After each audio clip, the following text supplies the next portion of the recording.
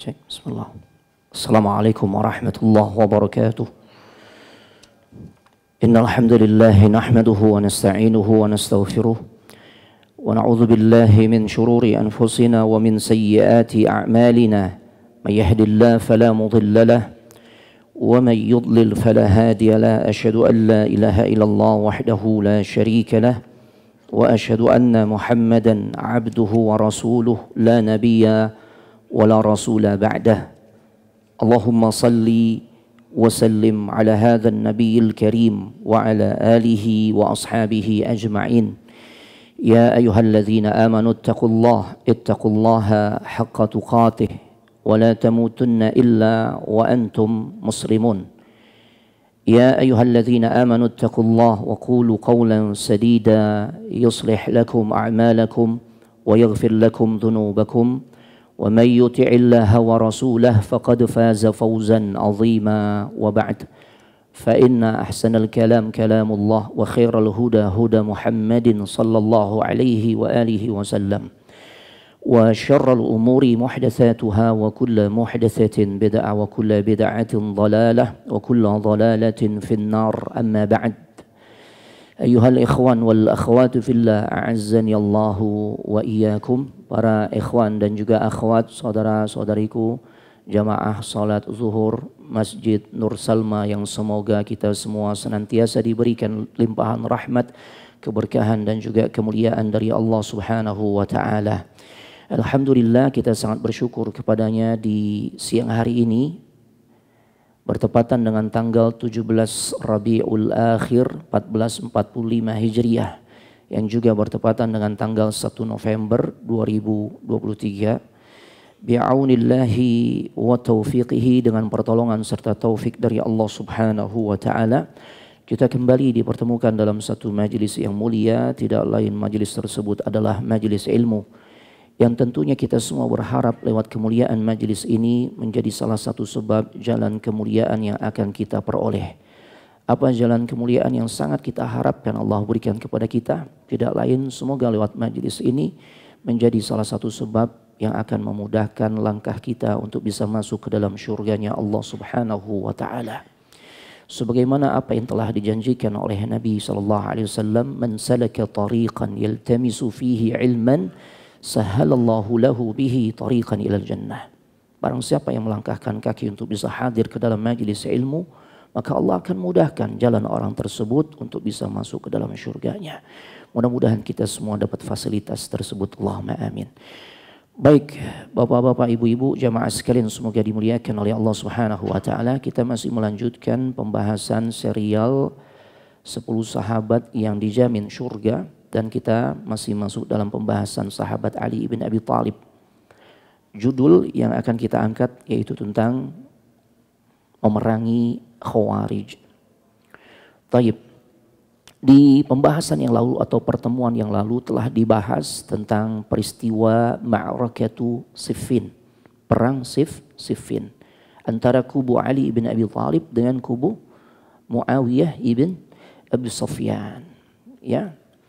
Dan pada akhirnya di penghujung terjadi al-islah, ya, atau at-tahkim, perdamaian. Ya. Peristiwa tahkim ini terjadi di satu tempat yang namanya Daumatul Jandal.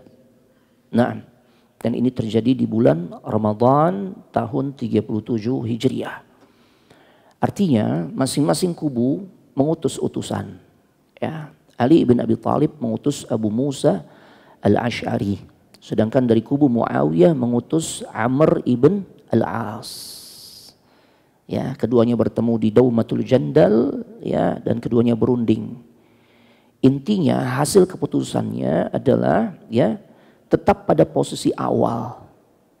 Apa posisi awalnya? Ali ibn Abi Thalib tetap menjadi Amirul Mukminin yang bertempat di Kufah.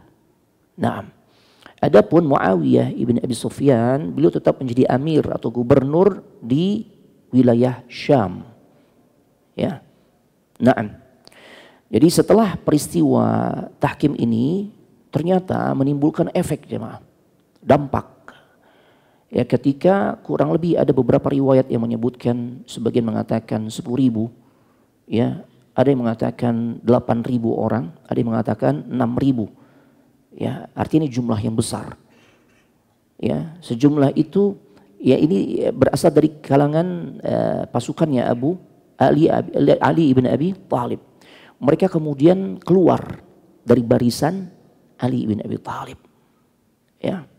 Nah, mereka berpisah dari pasukan Ali bin Abi Thalib, ya, dan mereka menjadikan satu tempat, ya, untuk mereka jadikan base camp yang disebut dengan wilayah Harurah. Ya. Mereka berkumpul di wilayah Harurah, makanya sebutan bagi mereka adalah Haruriyun. Orang-orang yang membuat base camp di wilayah Harurah. Tujuannya adalah membelot dari pasukan Ali bin Abi Thalib. Mereka itulah yang disebut dengan orang-orang Khawarij. Khawarij itu terambil dari kata kharaja yang artinya keluar.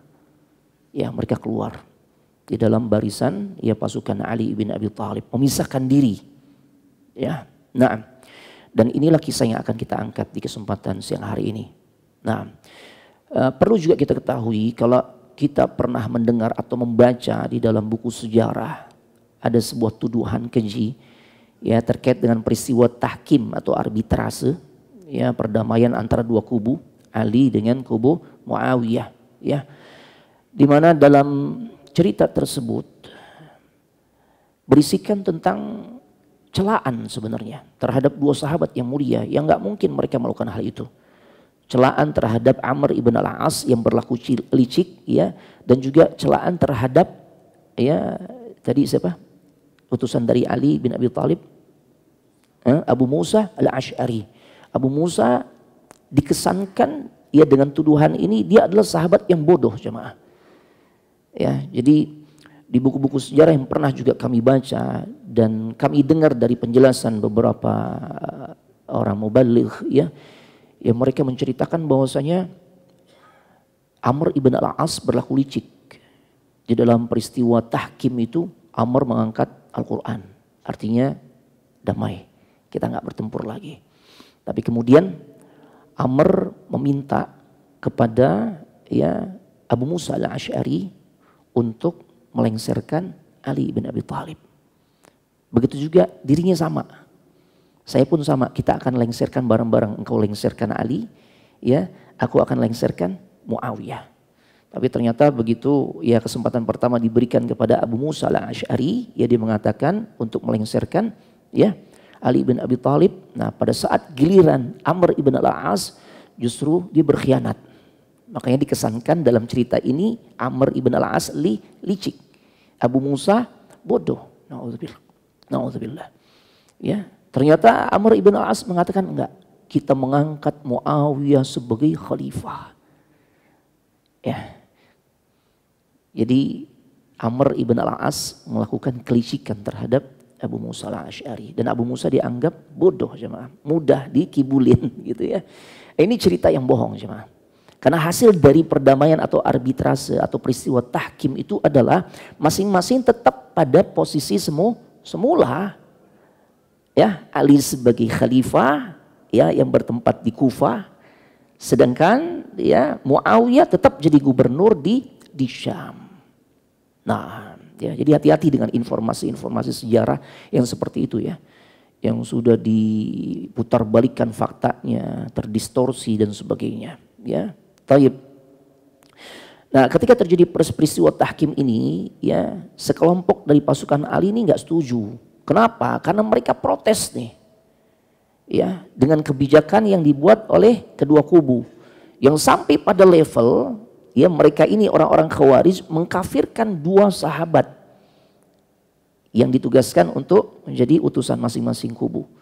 Mereka mengkafirkan Amr ibn al-As, mereka kafirkan juga Abu Musa al-Ash'ari. Dan mereka berdalil nih dengan Al-Quran nih, jemaah. Jadi banyaknya kelompok-kelompok yang menyimpang itu bukan berarti mereka nggak pakai dalil, enggak. Mereka pakai dalil, ya. Cuma, ya, penyimpangan mereka itu muncul dengan sebab dalil yang mereka gunakan mereka fahami menurut pemahaman mereka sendiri. Ya, Di antara dalil yang mereka bawakan adalah surah Al-An'am ayat 57. Dalil ini yang mereka jadikan sebagai dasar untuk menghukumi kafir ya Amr ibn al-As dan Abu Musa al-Ash'ari. Termasuk juga tentunya pihak-pihak yang mengutusnya, yaitu Ali dan juga Muawiyah, ikut dikafirkan jemaah. Ya, bukankah Allah berfirman, kata mereka, la hukma illa lillah. Enggak ada hukum kecuali hukum yang berasal dari Allah. Maka siapa yang enggak berhukum dengan hukum Allah, otomatis ya mereka enggak patut untuk disebut sebagai orang yang beriman, enggak patut disebut sebagai seorang muslim. Itulah dasar mereka ya untuk mudah mengkafirkan sesama saudaranya. Kata para ulama, ada satu kaidah, ni'mad dalil wa bi'sal istidlal.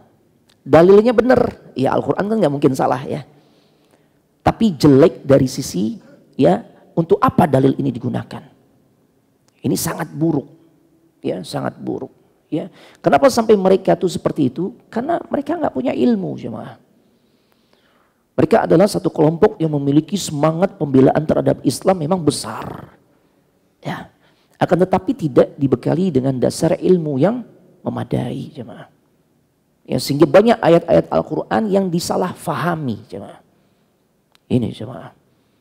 Ya, mereka menganggap Abu Musa al-Ash'ari dan juga Amr ibn al-As kafir. Kenapa? Karena mereka bukan berhukum dengan Al-Quran. Ya, begitu juga otomatis Ali, Muawiyah ikut kafir. Itu dia. Ya, makanya zaman sekarang kan begitu ya. Yang nggak berhukum dengan hukum Allah, yang nggak berhukum dengan Al-Quran dan hadis, maka otomatis mereka keluarkan dalam barisan kaum muslimin. Ya, dengan istilah yang mereka menuhankan tauhid. Ya, berarti pemerintah tauhid, ASN tauhid. Ya, dan sebagainya. Kita yang mengikuti aturan-aturan pemerintah berarti mengikuti hukum tauhid. Begitu jemaah. Ya Allah, ya. Ini diantara parahnya penyimpangan yang ditunjukkan oleh orang-orang Khawarij. Mereka kafirkan tuh sahabat-sahabat yang mulia, jemaah. Ya. Nah, ketidakridhaan mereka sampai pada akhirnya mereka membelot keluar dari barisan pasukan Ali bin Abi Thalib, ya. Di antaranya ada 3 poin yang mereka kritik, jemaah. Ya. Yang pertama, selain permasalahan tahkim, ya proses perdamaian di mana mereka soroti kenapa kok mereka menjadikan manusia sebagai sumber untuk memutuskan sebuah hukum. Tuh. Mereka nggak mau nih. Ya, kenapa mereka justru menjadikan manusia sebagai utusan untuk memutuskan perkara besar nih. Ya Allah. Itu. Ya, karena maka sampai pada akhirnya mereka mengatakan ini bukan menggunakan hukum Allah kalau begitu. Kemudian yang kedua, mereka mengatakan ya, ketika terjadi kesepakatan, maka dituangkan dalam bentuk perjanjian tertulis. Ya, naam. 2 kubu menyepakati, kubu Ali dan kubu Muawiyah. Ketika Ali akan menuliskan, ya, jabatan dirinya sebagai Amirul Mukminin, maka Muawiyah nggak setuju. Dalam hal ini tersampaikan lewat Amr ibn al-As selaku perwakilannya. Ya. Beliau katakan belum. Wahai Ali, belum. Kita belum sepakat. Engkau untuk menjadi Amirul Mukminin kita belum sepakat. Karena orang-orang di Syam juga belum sepakat. Sebelum pembunuh Utsman dieksekusikan itu tuntutannya kan itu ya. Nah, ini kan belum kelar nih. Makanya kita belum mau mengangkat engkau sebagai seorang Amirul Mukminin. Bukan berarti kita menolak, tapi kami masih menunda sampai urusan pembunuh Utsman dieksekusi, diselesaikan. Ya. Nah, akhirnya otomatis Ali pun tidak mencantumkan jabatan kekhalifahannya atau kedudukannya sebagai Amirul Mukminin. Otomatis kalau seseorang sampai berani mencopot gelar Amirul Mukminin, pemimpin bagi orang-orang beriman, pemahaman orang-orang Khawarij berarti Anda ini adalah Amirul Kafirin, pemimpin bagi orang-orang kafir tuh. Ya. Nah, kemudian yang ketiga, kemarahan mereka kepada Ali bin Abi Thalib. Kenapa saat terjadi perang Jamal, ya, saat Ali bin Abi Thalib ya dengan rombongannya bertemu dengan rombongan Zubair ibn Al-Awwam, ada Talhah ibn Ubaidillah, ada juga ibunda Aisyah. Kemudian sampai terjadi peperangan, ya, dan akhirnya pasukannya Ali berhasil menaklukkan pasukan, ya, Zubair, Talhah, dan juga di situ ada ibunda Aisyah. Kenapa pasukan yang berhasil Anda taklukkan, Anda tidak ambil hartanya sebagai sebuah ghanimah? Tuh, ya. Dan juga kenapa enggak menjadikan wanita-wanitanya sebagai istri? Tuh, ya, atau sebagai budak yang boleh digauli. Ya Allah. Nah, itu 3 tuntutan mereka.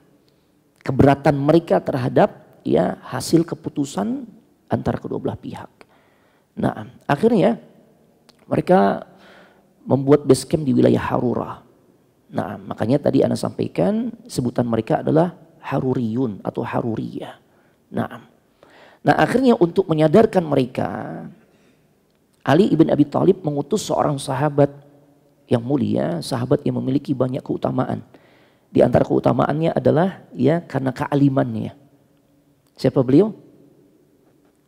Abdullah ibn Abbas radhiyallahu taala anhuma. Masya Allah. Yang mendapatkan julukan Turjumanul Quran, orang yang paling faham tentang kandungan makna Al-Quran. Ulama di kalangan para sahabat. Nah, kita dapat satu tambahan ilmu bahwasanya untuk berdakwah itu memang nggak boleh sembarangan orang. Nabi nggak sembarangan mengutus sahabatnya untuk berdakwah ke satu tempat. Begitu juga sahabat Ali nggak sembarangan mengutus sahabat lainnya untuk berdakwah di satu tempat yang di situ terdapat orang-orang yang keras kepala. Itu orang-orang Khawarij. Makanya nggak cukup hanya sebatas bermodalkan semangat. Kan kita dapati fenomena kayak begitu. Ya, semangat dakwahnya luar biasa. Dia keluar tinggalkan keluarganya, bahkan istrinya lagi hamil. Ya, hari menjelang kelahirannya pun semakin dekat. Ditinggalin jemaah. Ini curhatan yang sampai ke kami begitu. Gimana Ustaz tuh hukumnya Ustaz? Suami anak ninggalin anak. Ya padahal dikit lagi anak akan melahirkan. Dan memang saat melahirkan dia nggak ada di tempat. Apa dalil dia? Ntar Allah yang jaga ente. La haula wa la quwata illa billah. Ya, dengan sebab dia lebih memprioritaskan, ya, seruan dari pimpinan kelompoknya. Untuk berdakwah seminggu paling tidak 7 hari, setahun paling tidak entah berapa konsepnya 40 hari itu sebagai. Wallahi kita enggak mengucilkan semangat berdakwah mereka, enggak. Bagus semangat untuk berdakwah. Tapi bukan begitu konsepnya jemaah. Ya, dakwah untuk kalangan kita secara umum, maka kita fokuskan saja kepada orang-orang dekat kita, ajak mereka kepada hal-hal yang baik, ibadah kepada Allah. Adapun untuk yang tugas dakwahnya sampai keluar menyampaikan ilmu, itu orang-orang tertentu jemaah. Ya, sebagaimana Ali mengutus sahabat Abdullah ibn Abbas radhiyallahu taala anhuma. Ya, ini sahabat pilihan karena Rasul yang pernah mendoakan dirinya, Allahumma faqihhu fid din wa 'allimhu ta'wil, sambil kemudian Nabi menepuk dadanya Abdullah bin Abbas yang masih kecil saat itu. Ya Allah, berikanlah kefakihan terhadap dirinya ya Allah tentang ilmu agama. Dan ajarkan tentang tafsir Al-Quran. Makanya Masya Allah, beliau jadi ahli tafsir di kalangan para sahabat. Ya, taib. Abdullah bin Abbas datang ke kalangan orang Khawarij di wilayah Harurah. Langsung ke base camp mereka. Allahu Akbar. Jumlah mereka kan tadi ada yang bilang 10.000, 8.000 atau 6.000. Jumlah yang sangat banyak. Ya. Kemudian terjadilah diskusi antara Abdullah bin Abbas dengan orang-orang Khawarij. Apa sih yang kalian merasa keberatan dengan kebijakan Khalifah Ali dan juga Muawiyah? Sehingga kalian menyampaikan kritik yang keras sampai pada tahapan kalian keluar dari barisan pasukan Ali bin Abi Thalib. Ya. Maka orang-orang Khawarij menyampaikan 3 perkara tersebut. Ya. Dan Abdullah bin Abbas pun langsung memberikan bantahannya dengan keilmuannya. Ya. Mereka berkata, mengapa Ali dan Muawiyah menjadikan 2 orang lelaki sebagai ya hakim di dalam memutuskan permasalahan yang ada. Ya, sehingga pada akhirnya mereka menganggap nih, orang-orang Khawarij menganggap ini namanya Ali dan Muawiyah berarti meninggalkan hukum Allah. Ya. Kalau seseorang sudah meninggalkan hukum Allah, maka mereka pantas untuk disebut sebagai golongan kafir. Makanya lebih baik kita keluar. Dalilnya Al-Maidah ayat 44. وَمَنْ لَمْ يَحْكُمْ بِمَا أَنْزَلَ اللَّهُ فَأُولَٰئِكَ هُمُ الْكَافِرُونَ. Barang siapa yang tidak berhukum dengan hukum Allah, ya, maka mereka adalah golongan orang-orang kafir. Ya Allah. Padahal kalau kita mengetahui tentang apa tafsiran ayat ini, apakah makna kafir yang Allah sebutkan dalam ayat ini otomatis kafir yang maknanya kharij minal millah, yang dia otomatis keluar dari Islam? Ternyata enggak, jemaah. Ya, kufrun dunal kufur, kafir yang tidak menjadikan otomatis pelakunya keluar dari Islam. Nah, dilihat dulu ya permasalahannya. Ya, kenapa mereka mengurusi urusan darah yang sudah banyak tertumpah pada dua sosok manusia, yaitu Amr ibn al-As dan Abu Musa al-Ash'ari. Ya, padahal kita tahu nih sahabat nih orang-orang mulia cuma. Maka Abdullah ibn Abbas membantah. Dia bantah dengan membawakan dalil dari Al-Quran. Surah Al-Nisa ayat 35. Ya. Di sini beliau membacakan surah An-Nisa ayat 35. Wa in khiftum shiqaqa bainihima fab'atsu hakaman min ahlihi wa hakaman min ahliha yurida islahi yuwaffiqillahu bainahuma innallaha kana aliman khabira. Kata Allah dalam surah An-Nisa ayat 35, ketika ada satu permasalahan yang masalah ini semakin pelik terjadi pada sebuah rumah tangga, ya, perselisihan ini ya dikhawatirkan berujung pada perceraian, ya, maka Allah pesan kirim tuh utusan orang diutuslah seseorang ya untuk menjadi hakim, memutuskan permasalahan kedua itu. Baik dari kubu laki-laki, baik dari kubu suami ataupun dari kubu istri. Untuk mendamaikan perselisihan tersebut. Ya, agar terjadilah islah, damai, perbaikan. Ya, kata Allah, niscaya Allah akan beri taufik tuh kepada suami istri tersebut. Utusan yang bisa dipercaya untuk menengahi persoalan itu. Sama. Ya, dalam urusan perselisihan bahkan yang lebih besar nih. Pertumpahan darah sudah terjadi, tidak menjadi masalah. Ya, tatkala seseorang pemimpin mengutus utusannya agar masalah itu bisa terselesaikan. Tidak masalah cuma. Ya Allah. Ya, ini masalah seorang wanita yang bisa cerai aja nih, ya Allah perintahkan nih untuk dikirimkan utusan. Ya, apalagi untuk masalah yang menyangkut persoalan manusia secara umum, jemaah. Silakan utus, gak jadi masalah. Akhirnya orang-orang Khawarij diam, jemaah. Mereka nggak bisa bantah itu. Ya karena memang kebanyakan mereka hanya sebatas ahli ibadah. Ya. Sedangkan tidak memiliki ilmu. Dari sisi kapasitas keilmuan mereka sangat minim, jemaah. Ya.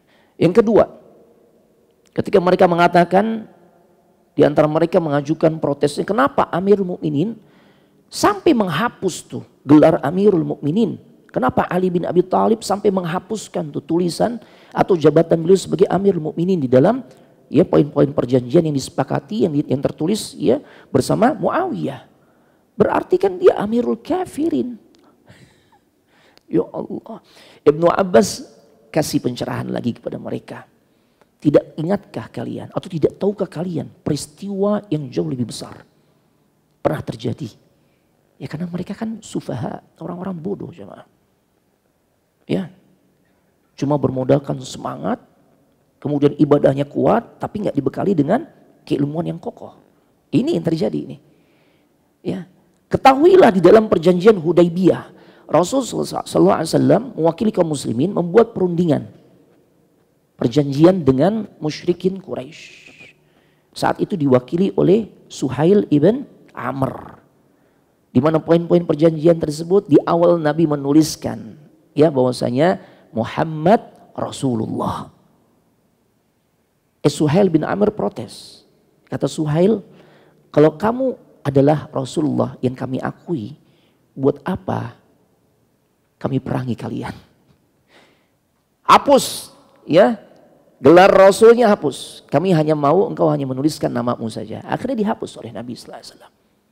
Gelar Rasulullah dihapuskan oleh Nabi sallallahu alaihi wasallam. Pada gelar yang jauh lebih mulia dibandingkan hanya sebatas Amirul Mukminin. Apa kemudian Rasul otomatis nih nggak jadi Rasul lagi, nggak jadi Rasulullah, tapi Rasul syaitan, utusan syaitan? Ya, diajak untuk berpikir. Ya, cuma memang Abdullah bin Abbas nggak katakan kalian kok bahlul banget sih, enggak gitu ya. Cuma kalau kita ajak, kalau kita coba berpikir, memang benar-benar bahlul nih, bodoh banget mereka. Ya karena mereka nggak punya ilmu sebenarnya. Ya, sampai begitu mudahnya kalau bukan Amirul Mukminin sampai menghapuskan gelar Amirul Mukminin, otomatis berarti Ali itu memang udah jadi Amirul Kafirin. Makanya kita nggak perlu lagi taat kepada dirinya.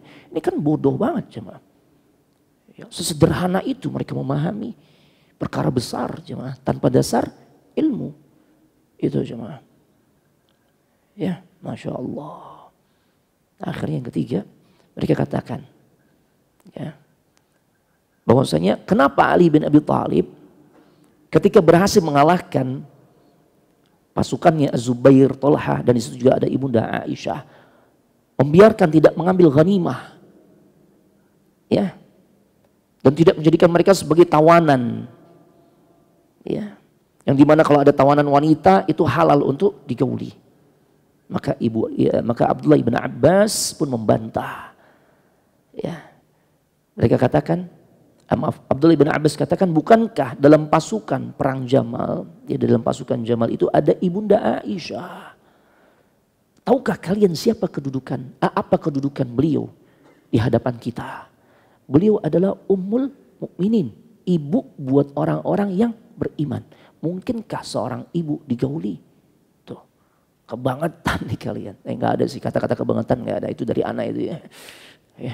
Ya artinya ini Masya Allah sampai kayak begitu kalian pemahamannya nih. Ya, ini Ummul Mukminin, ibu buat kita. Mungkinkah seorang ibu digauli? Mungkin jemaah. Ya, taib. Akhirnya terdiamlah semua orang-orang Khawarij saat itu. Dan sampai pada akhirnya ya setengah dari mereka, sebagian ulama katakan setengah dari mereka kemudian rujuk. Menyadari tentang kesalahannya. Dan kemudian kembali bergabung dengan pasukannya Ali bin Abi Thalib. Ya, ya kalau tadi jumlah 10.000 yang kita ambil 5.000 taubat. Tapi masih sisa banyak ya, masih sisa 5.000. Masya Allah. Nah akhirnya yang sisa ini udah gak bisa lagi didakwahi, otomatis ya Ali pun membentuk pasukan untuk menumpas mereka. Ya, karena di banyak riwayat Rasulullah SAW mengatakan kepada para sahabat, kalian nanti akan ketemu dengan satu kelompok yang dimana kalian tuh akan meremehkan, akan menganggap remeh ibadah yang kalian lakukan. Karena kelompok yang kalian lihat ini adalah kelompok yang tatkala tahajud itu luar biasa, panjang, lama tahajudnya. Ya, kadang-kala kalau kita nanya tentang berapa jumlah rakaat diperbolehkan kita qiyamul lail atau tahajud, kita biasanya nanyanya, Ustadz yang paling minim berapa ya Tat? Gitu ya. Berapa rakaat ya Pak? Qiyamul lail boleh berapa rakaat? 1. Tuh. Ya. Orang-orang Khawarij mereka kalau tahajud, kalau qiyamul lail maksimal jemaah. Sampai tampak wajah-wajah mereka yang pucat. Kenapa? Kurang tidur. Kalau baca Al-Quran Masya Allah panjang. Berjuz-juz. Dan kebanyakan mereka adalah hufadzul Quran. Dan ternyata para ulama sejarah mengungkap. Orang-orang Khawarij yang membelot dari pasukannya Ali ini sebenarnya pasukan khususnya Ali. Yang mereka adalah ahli ibadah jemaah. Mereka kebanyakan adalah penghafal Al-Quran. Allahu Akbar. Ya, akhirnya Ali ya memutuskan untuk menumpas mereka. Dan kejadian itu terjadi ya pada tahun 38 Hijriah. Tepat yang namanya Nahrawan. Ya, disitulah kemudian Ali membentuk pasukan dan menumpas mereka. Tapi ada kejadian-kejadian yang menjadi dasar penguat Ali membuat kebijakan untuk numpas mereka. Pertama, banyak hadis yang memang di mana Nabi mengatakan demikian. Ibadah mereka luar biasa, tapi sesungguhnya mereka yang merukuna minad din. Mereka telah keluar dari agama. Sebagaimana ya melesatnya anak panah dan kemudian mengenai sasarannya tembus tuh. Dan tidak tersisa sedikit pun. Ya. Kalau kita lihat di anak panah tersebut gak ada darah, gak ada pula daging yang nempel. Itulah gambaran mereka tuh.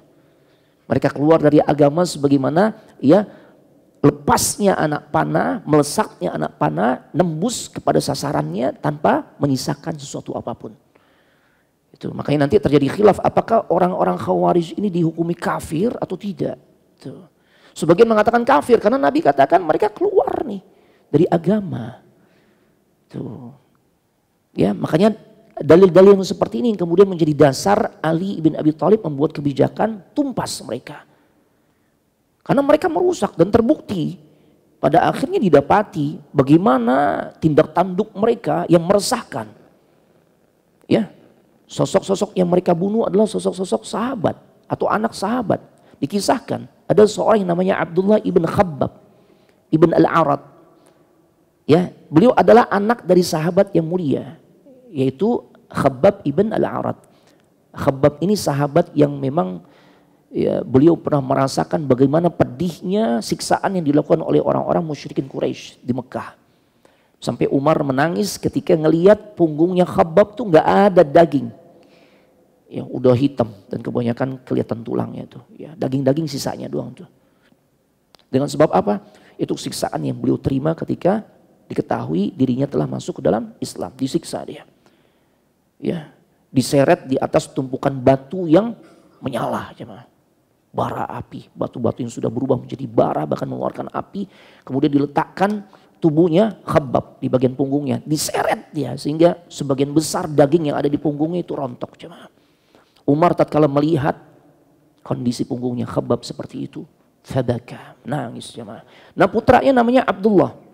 Nah, Abdullah ketemu dengan orang-orang Khawarij di satu jalan. Ya. Dan ternyata mereka nanya kepada Abdullah ibn al-Khabbab. Apakah engkau Abdullah ibn Khabbab, anak seorang sahabat Nabi? Kata Abdullah, iya. Ya. Kemudian mereka bertanya, sampaikan kepada kami satu hadis yang pernah didengar oleh bapakmu dari Rasul sallallahu alaihi wasallam. Ya, maka Abdullah ibn Khabbab menyampaikan hadis. Sesungguhnya ayahku pernah menyampaikan sebuah hadis dari Nabi sallallahu alaihi wasallam, ya akan muncul fitnah-fitnah di akhir zaman. Ya. Kemudian maka jadilah engkau dalam fitnah tersebut sebagai hamba Allah yang terbunuh. Dan jangan engkau menjadi hamba Allah yang membunuh. Oh, Masya Allah. Ya, baru dengar potongan hadis tersebut ditebas langsung tuh Abdullah ibn al-Khabbab. Dan saat itu Al-Khabbab bersama istri yang sedang hamil. Istrinya pun dieksekusi dengan cara yang sangat keji. Dibelah perutnya tuh. Ya. Kemudian dihabisi juga janin yang ada di dalamnya. Subhanallah. Istrinya dibunuh ya dengan cara sangat keji. Begitu juga ya Al-Khabbab demikian pula. Ya Allah. Ya, sampai berita ini kepada Khalifah Ali bin Abi Thalib. Ya. Taib. Karena memang Nabi sallallahu alaihi wasallam juga pernah bersabda, ini menjadi penguat juga, Ali bin Abi Thalib membuat kebijakan untuk tumpas mereka. Ya, bahwasanya Rasulullah sallallahu alaihi wasallam yaqul sayakhruju fi akhir zaman, akan keluar nanti di akhir zaman qaumun ya ahdatsul asnan ya, muncul di akhir zaman satu kaum yang sebenarnya ya umur mereka ini masih muda. Kebanyakan mereka ABG, jemaah. Syabab. Ya, coba aja untuk melihat. Orang-orang yang menjadi eksekutor bom bunuh diri. Anak muda apa aki-aki? Anak muda jemaah. Anak-anak muda. Khawarij itu memang didominasi oleh anak-anak muda, jemaah. Ya, Nabi sudah katakan hal itu. Qaumun ahdatsul asnan, sufahaul ahlam. Mereka itu dari sisi umur masih muda belia. Tapi mereka adalah golongan orang-orang yang akalnya itu pendek, jemaah. Orang-orang bodoh. Nabi mengatakan, jemaah. Ya, sufahaul ahlam. Yaquluna min khairin. Ya, qaulil bariyah. Kalau mereka bicara, wih, luar biasa, bawakan dalil. Ya, menunjukkan mereka nih orang yang tahu agama, jemaah. Ya, Masya Allah. Nah, tapi sesungguhnya dalil-dalil yang mereka bawakan itu untuk tujuan yang buruk. Dalilnya benar, tapi bukan peruntukannya untuk hal-hal seperti itu. Ya, mereka baca Al-Quran, tapi Nabi katakan, ya, bacaan Al-Quran mereka la yujawizu hanajira, ya, hanajirahum. Ya, akan tetapi bacaan Al-Quran mereka nggak sampai melampaui tenggorokan atau kerongkongan mereka, nggak menghujam sampai ke hati. Bacaannya Al-Quran, tapi pesan-pesan dari Al-Quran mereka nggak faham. Mana ada dalam Al-Quran Allah menyampaikan pesan untuk menumpahkan darah sesama kaum muslimin, mudah mengkafirkan, membelot kepada pemerintah yang sah, nggak ada, jemaah. Makanya perumpamaan yang Nabi sampaikan luar biasa. Ya, mereka, ya, bacaan Al-Qur'annya yang berjuz-juz, bahkan mereka adalah para penghafal Quran, itu nggak sampai melampaui kerongkongan. Allahu Akbar. Bahkan dalam versi yang lain Nabi mengatakan Khawarij itu adalah kilabun nar, anjing-anjingan neraka yang cuma bisa menggonggong tuh. Tapi nggak ada isi omongannya. Itu jemaah. Ya, makanya Ali pun mantep, tumpas. Ya, udah nggak bisa didakwahi, penyakit kalau dibiarkan nih. Mereka pasti akan buat keresahan. Ya, taib. Nah, ya, makanya kita setuju jika memang sudah terbukti secara nyata satu kelompok melakukan aksi-aksi anarkismenya di negeri yang kita cintai. Pemerintah punya kebijakan, punya hak membuat kebijakan menumpas mereka, benar. Tapi tentu juga jangan serampangan gitu loh. Ya, bukan hanya dengan dasar dugaan, kan nggak gitu. Kan kita negara hukum, harus dengan bukti-bukti yang kuat. Itu cuma. Tapi kalau sekiranya pemerintah melakukan kebijakan yang memang sudah dilengkapi dengan alat bukti yang cukup, benar jemaah. Benar. Kelompok-kelompok yang bisa mengacaukan stabilitas negara, itu pemerintah dalam Islam punya kewenangan untuk numpas mereka. Ya, itu jemaah. Taib. Cuma lagi-lagi biasanya dibenturkan dengan, ya, sisi-sisi apa biasanya? Hak asasi manusia, kebebasan dan sebagainya. Sebenarnya itu jemaah, dibolehkan, dibenarkan di dalam syariat. Maka itulah yang kemudian dilakukan oleh Ali ibn Abi Thalib. Ya, bahkan sebelumnya sangat luar biasa, sangat bijak. Ali datangi mereka, ya, di base campnya di daerah Harura. Ya, kemudian Ali katakan, serahkan siapa yang membunuh Abdullah ibn al-Khabbab dan juga istrinya. Serahkan. Apa yang mereka katakan? Lihat, ngeyelnya mereka nih, membangkangnya mereka. Kulluna qatalna, kita semua yang membunuh dia. Tuh. Ali cuma minta siapa yang menjadi pembunuh tuh. Ya. Yang menjadi pembunuh Abdullah bin Al-Khabbab dan juga istrinya. Serahin. Serahin ke kami akan eksekusi dia. Kami akan, ya, jatuhi hukuman untuk dirinya. Tapi apa yang mereka katakan? Kulluna qatalnahu, kami yang bunuh mereka semua. Kami yang bunuh dia, itu loh. Ya udah otomatis, ya ini sama aja ngajak perang ya. Ya makanya Ali bentuk pasukan, ya, yang pada akhirnya mereka pun ditumpas. Ya. Dan berhasil mereka ditumpas oleh pasukannya Ali bin Abi Thalib. Mereka berhasil dikalahkan, ya. Dan dari kubu Ali, pasukan yang meninggal di dalam operasi penumpasan Khawarij itu hanya sebatas 9 sampai 10 orang. Adapun dari kalangan mereka orang-orang Khawarij hampir semuanya ditumpas.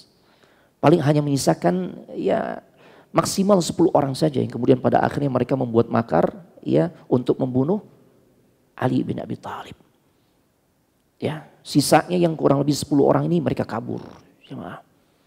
Nah kemudian Ali juga nggak ingin disalahkan karena sesungguhnya mereka kan adalah muslim. Bayangin gimana nggak muslim jemaah, penghafal Quran. Bahkan dikisahkan tatkala pasukannya Ali ya sedang memerangi mereka.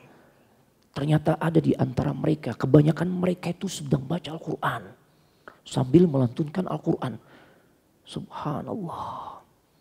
Ya sampai diibaratkan, ya dikisahkan oleh bala tentaranya Ali. Ya, kami sampai merasa ragu. Karena kami mendengar seperti suara serangga, ternyata mereka sedang membaca Al-Quran. Karena memang kebanyakan mereka para penghafal Quran. Jemaah. Sampai pada akhirnya karena diliputi keraguan, dia sholat. Dia mohon petunjuk kepada Allah. Jangan sampai salah. Setelah dia sholat, Ali katakan, yakinlah, jangan engkau ragu. Ya, karena sesungguhnya Nabi pernah menyampaikan bahwasanya keutamaan bagi orang-orang yang bisa membunuh mereka. Ya, tapi setelah operasi penumpasan mereka selesai, ya, Ali pun merasa risau, benar gak nih apa yang beliau tetapkan menumpas mereka? Karena ada satu petunjuk lagi yang itu akan membuat Ali itu tenang. Apa itu?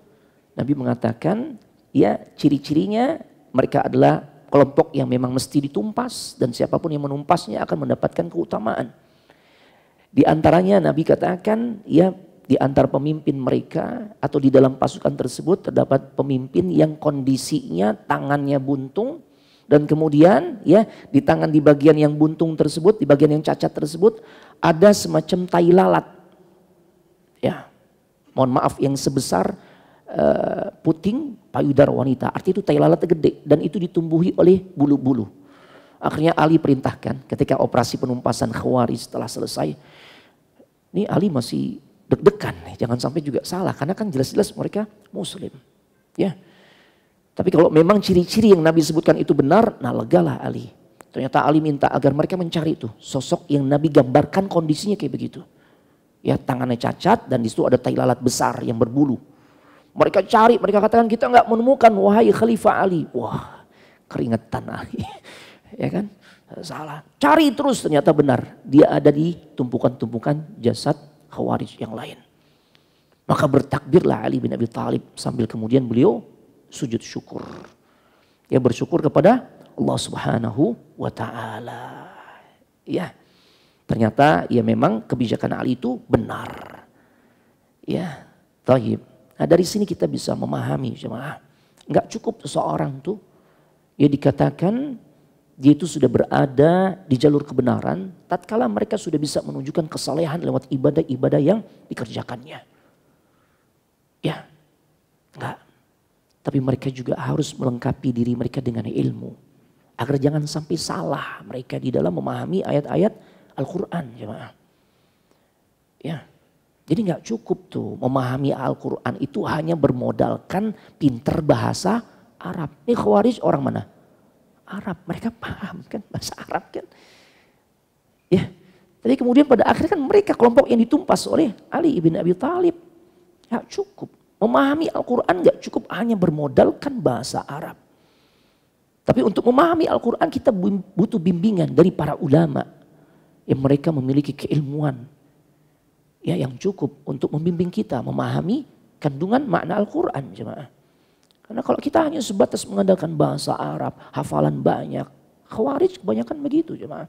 Makanya pantas kalau kemudian Nabi SAW mengatakan, aktsarul munafiqin min ummati qurra'uha, ay kama qala. Kebanyakan golongan orang-orang munafik yang nanti akan muncul di kalangan umatku itu berasal dari para penghafal Al-Quran. Itulah yang ditunjukkan oleh orang-orang Khawarij. Makanya sering Anda sampaikan jangan berpuas diri tatkala di antara kita atau kita punya anak sudah sampai pada level bisa menghafal Al-Quran. Lanjutin lagi semangat untuk bisa memahami, mentadabburi kandungan makna Al-Quran. Karena kalau kita berhenti sampai pada menghafal, oh anak udah menghafal Al-Quran, selesai, bisa jadi Khawarij jemaah. Karena banyak di antara orang-orang Khawarij adalah penghafal Al-Quran. Dan jangan salah faham.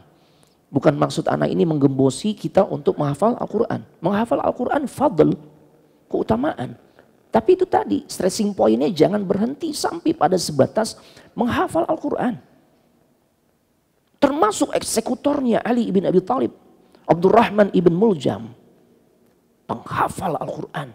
Bahkan di masa Khalifah Umar ibn Al-Khattab diutus juga tuh Abdurrahman bin Muljam, ya, ke sebuah negeri untuk berdakwah karena diakui keilmuannya. Ya, Masya Allah. Ini jemaah. Nah, para ulama berbeda pendapat tentang apakah orang Khawarij ini kafir atau enggak. Sebagian ulama mengatakan kafir. Kenapa? Karena banyak dalil yang menjelaskan ya bahwasanya mereka telah keluar dari agama. Ya. Taib.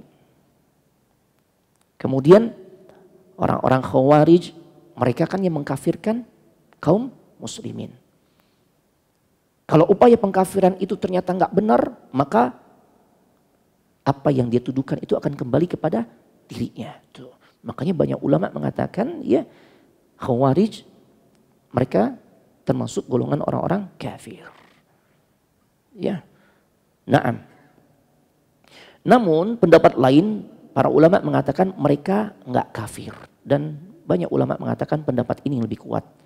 Apa dalilnya? Terbukti Ali ibn Abi Thalib tatkala berhasil menumpas mereka, ya, Ali tidak mengambil harta-harta mereka, cuma itu.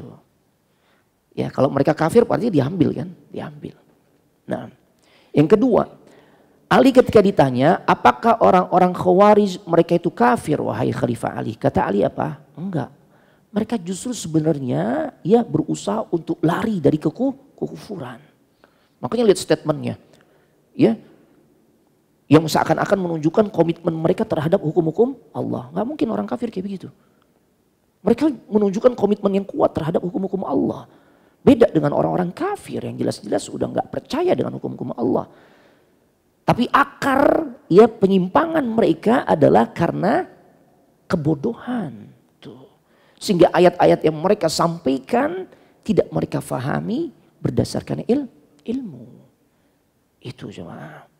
Makanya ketika Ali ditanya mereka kufur? Enggak. Mereka justru ingin lari dari kekufuran. Di antara dibuktikan gak ingin berhukum dengan hukum selain hukum Allah. Tuh. Ditanya lagi kalau gitu mereka munafik? Enggak. Karena mereka ibadahnya luar biasa. Orang munafik ibadahnya malas. Ya, baik kita lanjut terbunuhnya Ali bin Abi Thalib. Itu terjadi di tahun 40 Hijriah. Ya, taib. Dan memang peristiwa terbunuhnya Ali bin Abi Thalib sudah dikhabarkan oleh Nabi Sallallahu Alaihi Wasallam. Ya, di dalam sebuah hadis Nabi Sallallahu Alaihi Wasallam bersabda, ya Ali, ya, wahai Ali, sesungguhnya engkau nanti akan ditikam nih. Sambil Rasul menunjuk tempat di mana posisi penikaman itu terjadi. Engkau akan ditikam di bagian sini. Ya, taib, di bagian kepala. Yang sampai darah itu akan membasahi lihyah, jenggotmu. Oh, Masya Allah. Ya, Rasul sudah kabarkan tentang hal tersebut. Ya, bagaimana peristiwa ini terjadi? Anak persingkat. Berkumpullah 3 orang sisa Khawarij. Ya, taib. Dan mereka berkumpul di kota suci Mekah. Mereka buat janji. Saat itu Ali di Kufah, Muawiyah ada di Syam, Amr ibn al-As ditugaskan di Mesir. Oh, Masya Allah. Ya. Disebutkan di dalam riwayat Al-Imam Ibnu Jarir dan juga para ahli sejarah. 3 orang yang tersisa ini yang membuat makar jahat ini namanya Abdurrahman ibn Amr. Yang dikenal dengan Abdurrahman bin Muljam al-Murabi atau al-Muradi. Yang kedua Al-Buraq bin Abdullah at-Tamimi. Yang ketiga Amr ibn Bakr. Mereka berkumpul di Mekah. Mereka ingat-ingat bagaimana teman-temannya udah pada tewas di Nahrawan ditumpas oleh Ali. Bahkan saat itu mereka mendoakan teman-temannya. Karena mereka adalah sosok orang-orang terbaik yang ahli ibadah. Mereka sampein tuh. Itu tentang kelebihan-kelebihan yang ada pada sahabat-sahabat mereka. Orang-orang Khawarij. Ya. Dan makanya pada akhirnya mereka membuat komitmen. Kita harus menuntut balas. Untuk saudara-saudara kita yang terbunuh secara keji. Mereka katakan. Ya. Maka Ibnu Muljam berkata, aku yang akan membunuh Ali. Engkau wahai Buraq ibn Abdullah, ya, engkau bunuh Muawiyah Abu Sufyan di Syam. Dan engkau Amr ibn Bakar, ya Ibn Bakar, engkau bunuh Amr ibn al-As di Syam, di Mesir, maaf. Ya, akhirnya mereka sepakat dan mereka ya juga membuat satu kesepakatan kapan timing pembunuhan itu terjadi. Ya, segala persiapan dilakukan, di antaranya adalah mereka menyiapkan pedang terbaik. Yang dimana pedang ini mereka sudah rendam ya berhari-hari bahkan berbulan-bulan lamanya dengan racun jemaah. Bahkan khusus Abdurrahman ibn Muljam, dia beli racun paling ganas jemaah yang harganya 1000 dinar jemaah. Ya, sebagai persiapan untuk membunuh Khalifah Ali. Akhirnya mereka sepakat. Kita bunuh 3 orang ini ya di tanggal 17 Ramadan di waktu subuh. Ya Allah. Ya, berangkatlah mereka masing-masing untuk menjalankan tugasnya. Abdullah ibn Muljam berangkat ke Kufah. Dia masuk ke dalam barisan kaum muslimin. Di saat Khalifah Ali memimpin salat subuh berjamaah. Dan saat itu belum salat subuh jemaah. Kejadiannya di saat Ali punya kebiasaan. Ya, Ali lebih dulu sampai di masjid. Ali membangunkan kaum muslimin. Ya as-salah, as-salah, Masya Allah. Taib. Dan ternyata apa yang terjadi jemaah? Disitulah ya Abdurrahman ibn Muljam kan memang tahu dia suaranya Ali.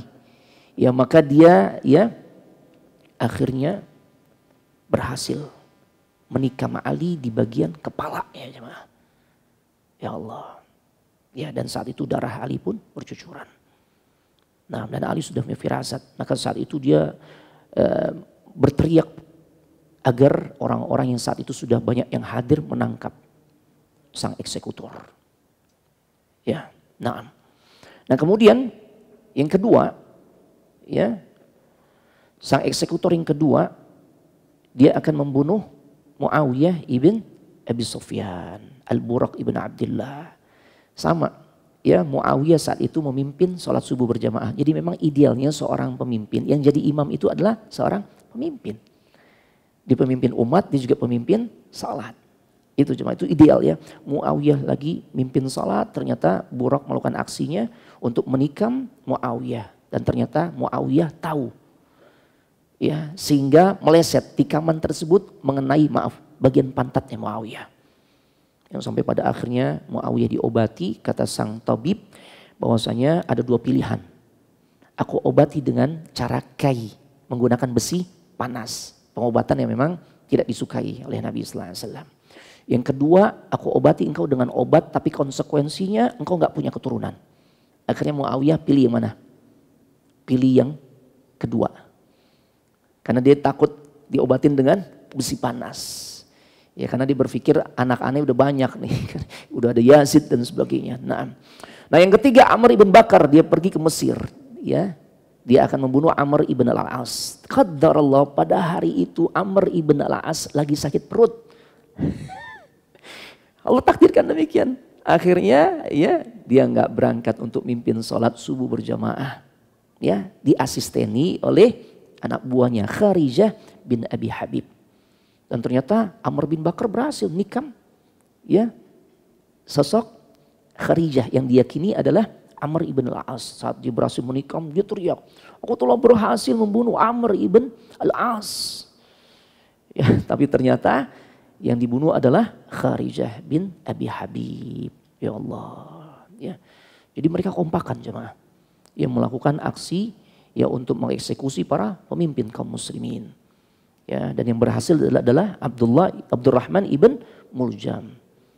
Ya, dan disitulah kemudian Ali bin Abi Thalib ya mendapatkan kesyahidannya. Ya. Taib. Barakallahu fikum. Ini kisah yang bisa Anda sampaikan terkait dengan sahabat Ali ibn Abi Thalib. Ada pertanyaan? Tafadhal. Tafadhal.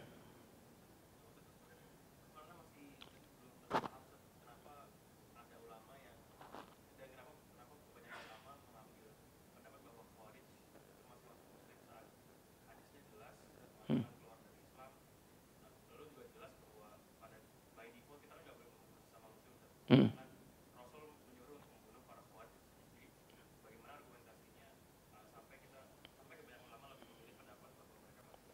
Ya di antaranya argumentasinya pemahaman tentang mereka keluar dari agama itu ya difahami oleh banyak ulama tidak otomatis menjadikan mereka tuh difahami kafir.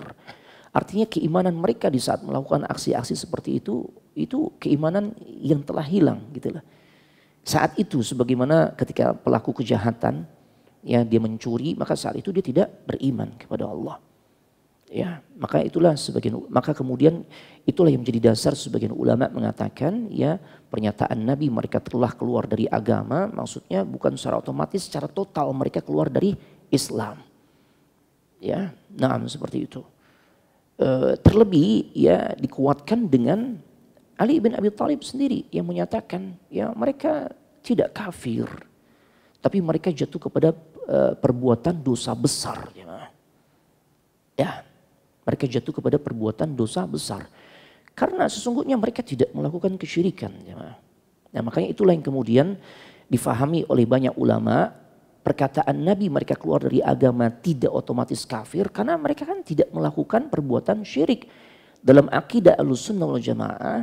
Ya, dosa yang menjadikan seseorang otomatis keluar dari Islam. Dosa besar yang menjadikan seseorang otomatis keluar dari Islam adalah dosa syirik.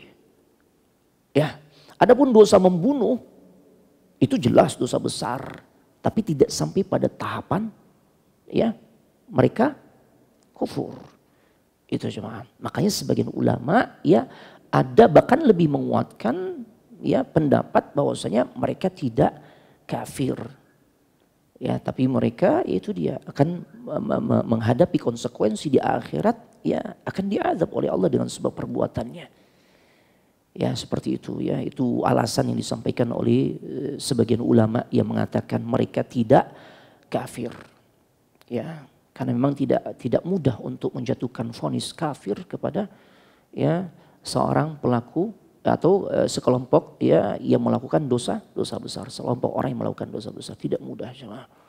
Ya. Bisa jadi juga karena kehati-hatian sebagian ulama ya untuk tidak mudah menjatuhkan vonis kafir. Walaupun kita juga nggak bisa katakan yang mengatakan kafir ini bukan berarti mereka serampangan. Mereka pun punya dalil-dalil yang bisa dipertanggungjawabkan. Jadi intinya memang dalam masalah vonis kepada orang-orang khawarij, para ulama tidak bersepakat di dalam satu vonis. Itu jemaah. Ya demikian. Makanya Ahlus Sunnah wal Jamaah adalah golongan yang sangat hati-hati ya untuk memvonis sesama kaum muslimin ya jika terkait dengan dosa-dosa besar yang mereka lakukan. Itu jemaah, itu pesan yang bisa kita ambil hikmahnya. Demikian barakallahu fikum. Ada lagi? Jika tidak ada maka kita cukupkan sampai di sini, tutup dengan doa kafaratul majlis. Subhanakallahumma wa bihamdik asyhadu an la ilaha illa anta astaghfiruka wa atubu ilaik. Assalamualaikum warahmatullahi wabarakatuh.